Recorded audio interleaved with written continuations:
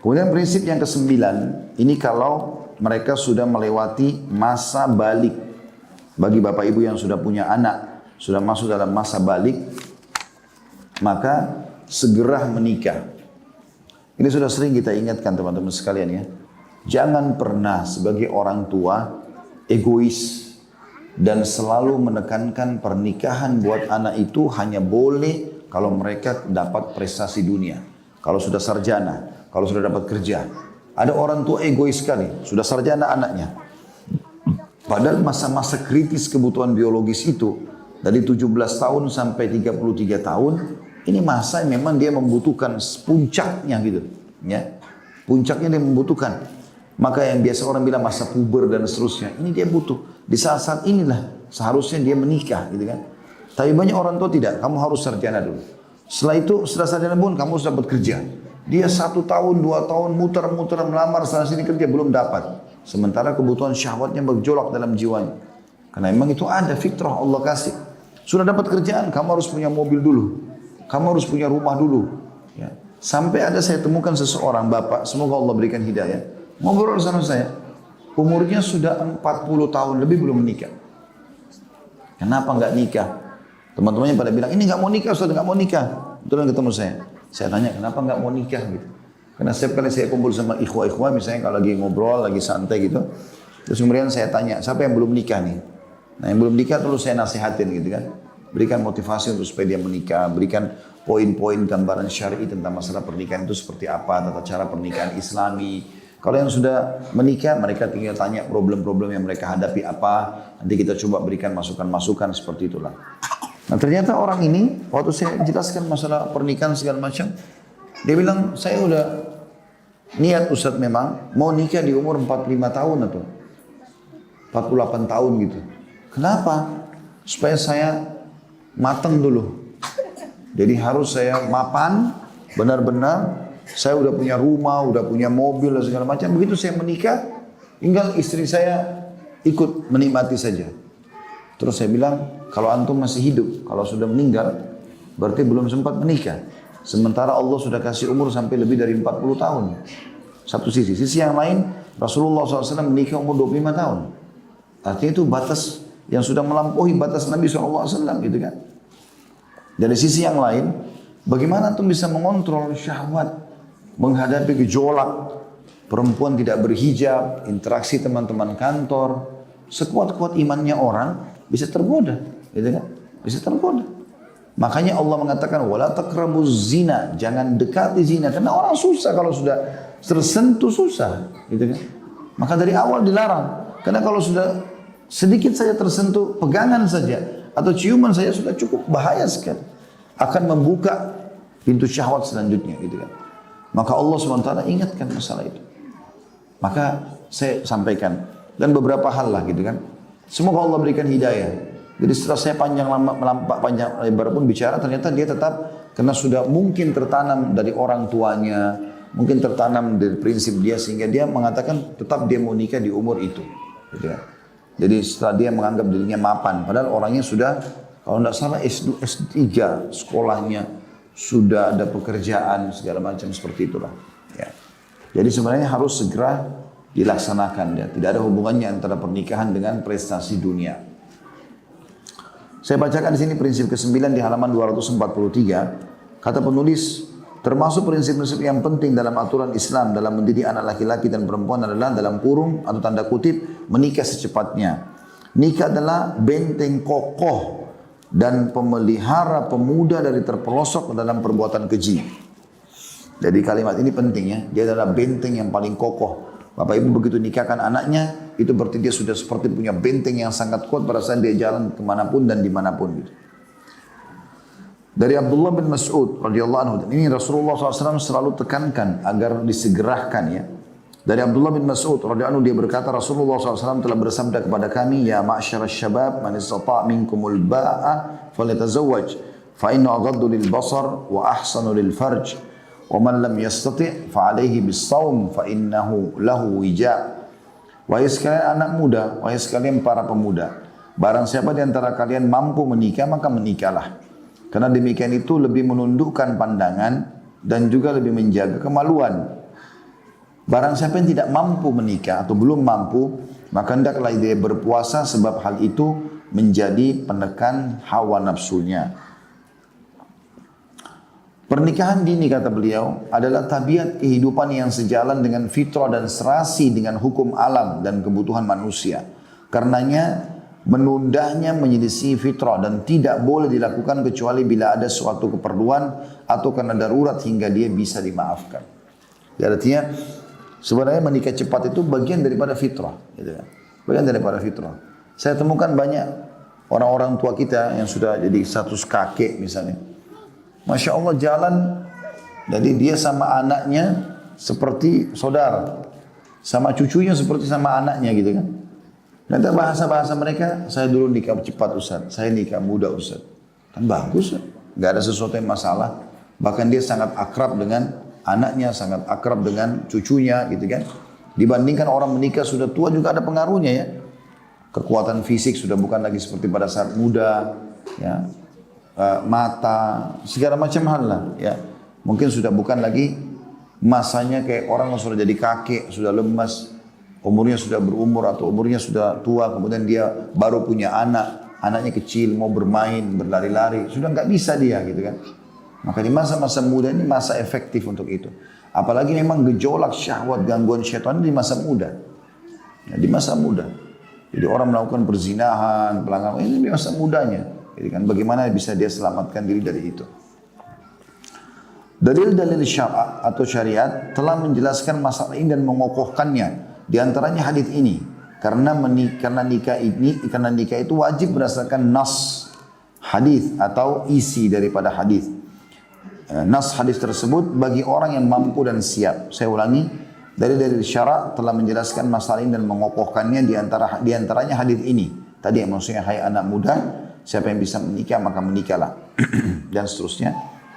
Karena nikah itu wajib berdasarkan nas hadis tersebut, ya maksudnya isi hadis tersebut bagi orang yang mampu dan siap. Dan sunnah-sunnah syariah ya, sebenarnya adalah sunnah-sunnah fitrah karena memang ajaran Islam sesuai fitrah dan tidak berlawanan dengannya. Jadi saya sudah pernah jelaskan makna ba'a dulu panjang lebar ya. Khilaf di antara ulama, ada yang mengatakan ba'a itu kemampuan materi, ada yang mengatakan kemampuan fisik. Tapi pendapat yang paling kuat adalah kemampuan siap untuk menjadi suami. Jadi kata dia menikah, lalu kemudian dia membiayai istrinya mulai hari itu. Dan dia punya kewajiban per hari. Kalau besok dia meninggal sudah gugur kewajibannya. Dan seorang wanita sudah siap menampung sperma suaminya. Lalu kemudian dia hamil, dia juga bisa mengurus anaknya. Sudah dianggap ba'a, berapapun umurnya. Walau masih 16 tahun, 17 tahun, kalau dia dianggap sudah mampu, selesai. Dia menikah. Itu makna yang paling dekat dengan al-ba'a. Kata beliau, nikah adalah benteng bagi pemuda, apalagi nikah dini, segera. Jelas memiliki kebaikan yang banyak, meski di zaman kita ini ada beberapa penghambat, seperti mahalnya beban nikah, penangguhan para wali perempuan bila maharnya kecil, kesulitan tempat tinggal, naiknya harga-harga, dan banyaknya pengangguran, sehingga sulit mendapatkan pekerjaan yang sesuai yang bisa menghasilkan pendapatan yang pantas untuk menjaga keluarga dan menjaga penghidupannya dengan baik. Oleh karena itu, kami nasihati para orang tua agar mempermudah dan meringankan mahar-mahar putrinya, karena wanita yang paling sedikit maharnya adalah wanita yang paling banyak berkahnya. Sudah kita sudah sebutkan hadis itu ya. Jadi jangan pernah Bapak Ibu sekalian, semoga Allah berikan hidayah kalau yang masih melakukannya, itu menjadikan anak perempuan sebagai ajang bisnis. Ya, siapa yang mau lamar boleh, tapi 100 juta, tapi 200 juta, tapi sekian miliar. Ini ngawur ini, gitu kan. Memperdagangkan anak perempuannya. Kita sebagai seorang muslim dan muslimah harusnya faham hadis Nabi SAW, siapa yang memiliki 3 anak, 2 anak, pernah kita jelaskan keutamaan anak perempuan itu ya. Kemudian dididik dengan baik sampai menikah, maksudnya sampai balik ya, atau sampai menikah, maka dijamin baginya surga.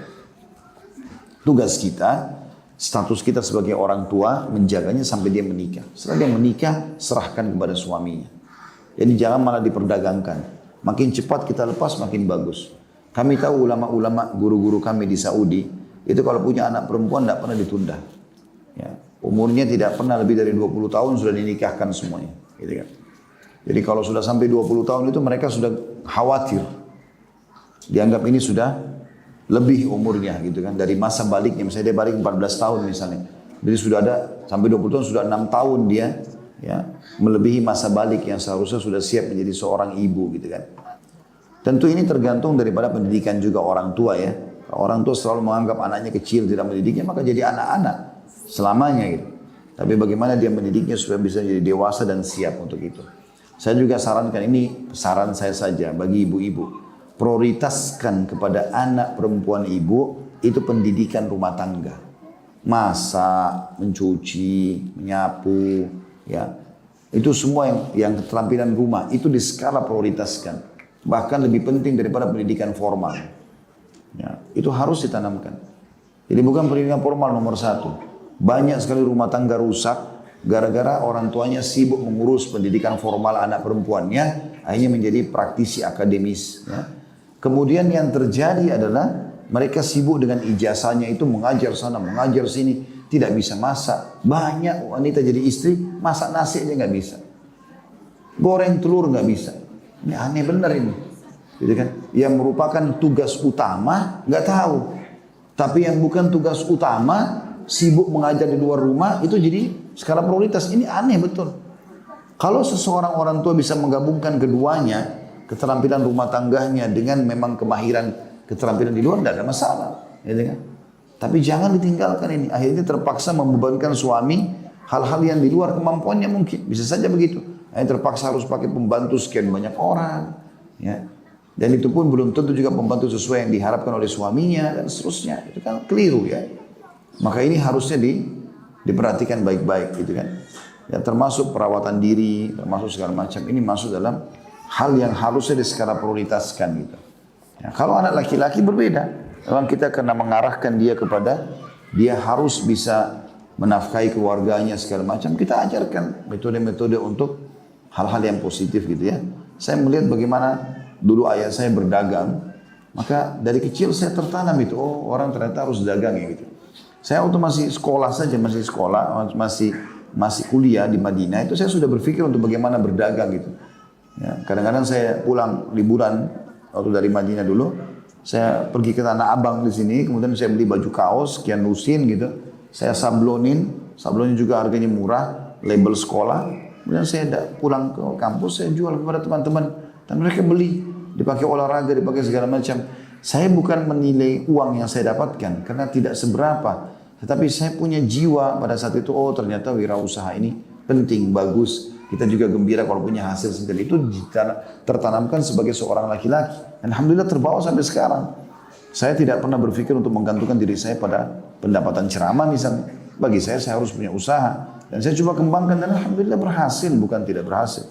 Sehingga ada perasaan punya tanggung jawab untuk mempunyai pendapatan. Itu bagi anak laki-laki ya. Bagi anak perempuan tidak, terbalik. Bagaimana dia bisa merawat keterampilan rumah tangganya, merawat dirinya dan segala macam, itu adalah hal yang skala prioritas ya. Skala prioritas. Kemudian dikatakan yang terpenting adalah orang yang baik agamanya. Maksudnya kalau Anda punya anak perempuan, tadi kan dikatakan saran penulis jangan sampai memahal-mahalkan mahar anak perempuan. Yang terpenting dari calon anak mantu adalah yang baik agamanya. Carilah dia. Kata dulu yang terpenting adalah orang yang baik agamanya. Carilah dia.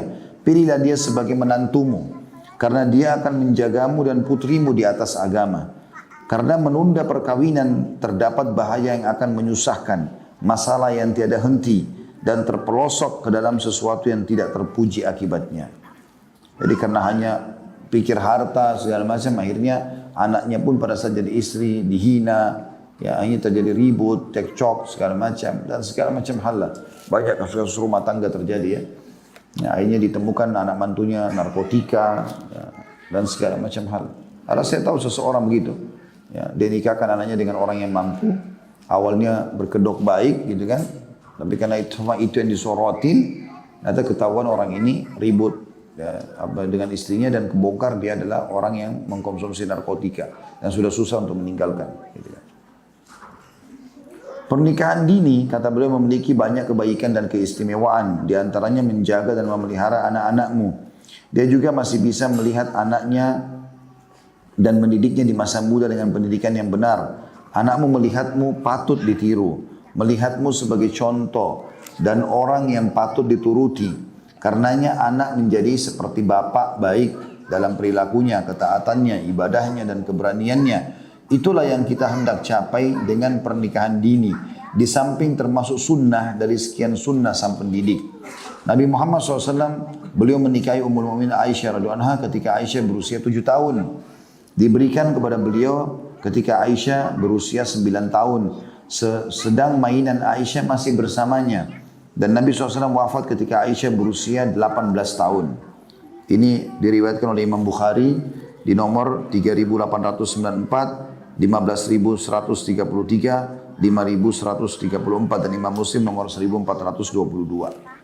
Ya, terlepas daripada orang banyak melemparkan syubhat kalau Nabi Muhammad SAW menikahi Aisyah sangat kecil, umur 7 tahun. Tapi itu contoh dari Nabi. Walaupun Nabi belum menggauli Aisyah. Belum digauli. Digaulinya itu setelah balik. Nah umumnya wanita di Jazirah Arab itu balik di umur 9 tahun. Tergantung wilayah ya. Kayak kita di Indonesia mungkin di garis khatulistiwa ini kena cuaca umumnya stabil sepanjang tahun, balik kita lebih telat, mungkin 12 tahun ya. Ini ibu lebih tahu dari saya masalah ini.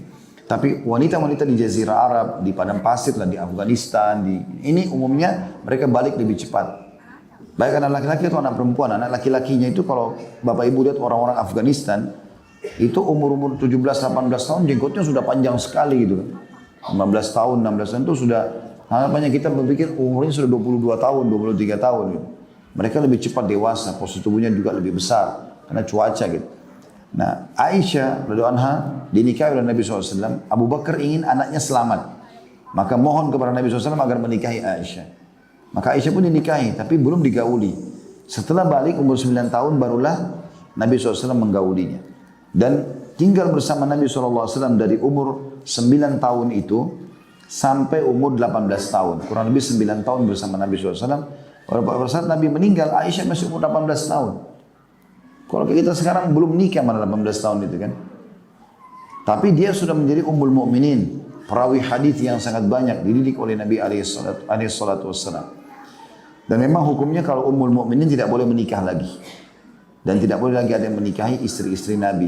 Karena itu adalah dosa tentunya tidak dibolehkan. Hukum syariat melarang masalah itu. Tapi Nabi alaihissalatu wassalam memberikan contoh. Kalau kita boleh menyerahkan anak kita yang masih kecil, dinikahkan kepada orang yang kita anggap layak dan soleh, apalagi dewasa. Dan itu tidak ada yang mengalahkan Nabi alaihissalatu wassalam. Tentu kita pun kalau hidup di masa itu kita akan tawarkan anak-anak perempuan kita gitu kan. Ya, tapi subhanallah, tidak semua orang mengambil pelajaran dalam masalah ini. Dianggap ini masih anak kecil, ini enggak begini, ini enggak begitu dan seterusnya. Dari Abu Ja'far, dia berkata, Umar radhiyallahu anhu datang melamar putri Ali radhiyallahu anhu. Ali menjawab, dia masih kecil. Lalu dikatakan kepada Umar, dalam kurung kata-kata Ali itu dimaksudkan untuk mencegahnya. Maka Umar berbicara dengan Ali. Ali pun berkata, aku akan kirim dia kepadamu. Bila kamu suka, maka dia jadi istrimu. Lalu Umar pergi dan membuka betisnya. Maka putri Ali pun berkata, lepaskan. Kalau bukan karena kamu Amir Mukminin, tentu kamu sudah pukul lehermu. Gitu ya. Alasan Umar bin Khattab radhiyallahu anhu menikahi putri Ali bin Abi Thalib yang masih kecil adalah hadis berikut ini. Dari Ikrimah seorang tabi'in, dia berkata Umar bin Khattab hendak menikahi Ummu Kalthum, putri Ali bin Abi Thalib, sedang dia masih kecil dan suka main dengan gadis-gadis kecil lainnya. Dia pernah datang kepada sahabat-sahabatnya lalu mereka mendoakan keberkahan baginya.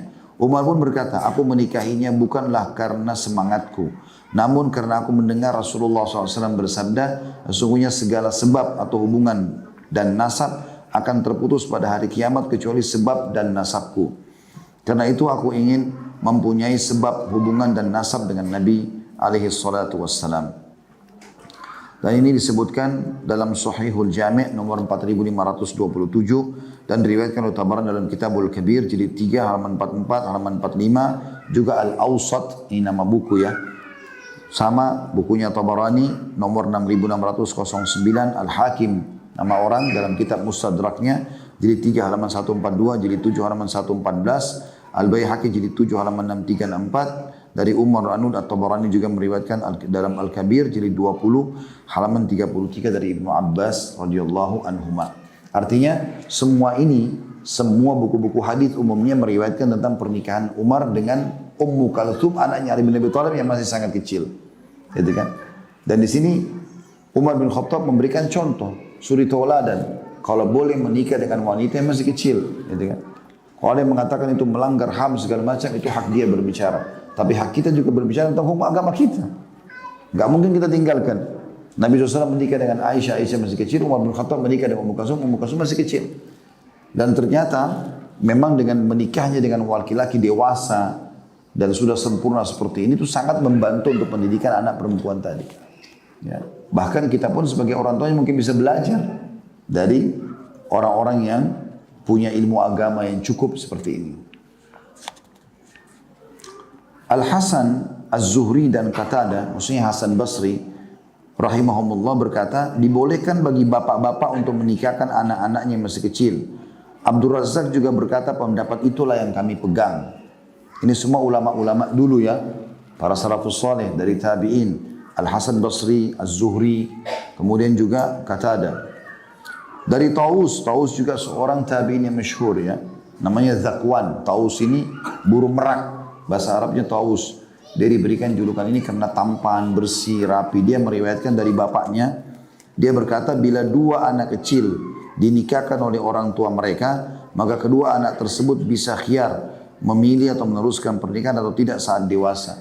Jadi kalau misalnya kita sudah nikahkan anak kita, ini anak kita masih umur 9 tahun, saya nikahkan misalnya. Tapi dia belum digauli oleh suaminya karena dia belum balik gitu kan. Biar tinggal di rumah, masih status istri. Nah kalau dia sudah balik, masih ada hukum syar'i, boleh khiyar. Khiyar itu dikatakan, ayah sudah nikahkan kau sama si fulan, mau lanjutin kau akan jadi istrinya, kalau tidak kamu boleh putuskan. Kalau anak itu mengatakan saya tidak mau, maka boleh diceraikan. Karena kan belum digauli. Tetapi dalam kondisi dia status sebagai istri, hukum syar'inya dibolehkan. Kita bicara hukum syar'i boleh atau tidak, seperti itu maksudnya. Dari Hisham bin Urwah dia berkata, bapakku menikahkan putranya ya, yang masih kecil. Ya. Yang satu berumur 5 tahun dan yang satu lagi 6 tahun. Lalu anaknya meninggal, maka istrinya mendapatkan warisan 40.000 dinar atau sekitar daripada itu.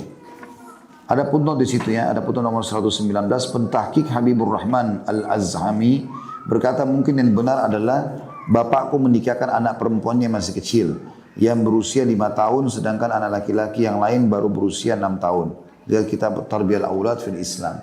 Jadi maksudnya di sini adalah ada seseorang yaitu ya Urwa menikahkan anaknya di masa kecil dan ternyata meninggal di masa kecil itu. Sudah dinikahkan tapi belum kumpul, belum bergaul gitu ya. Masih sudah status suami istri tapi belum bergaul. Pada saat meninggal, karena anak ini punya warisan, ya, punya harta, maka diwariskanlah kepada istrinya.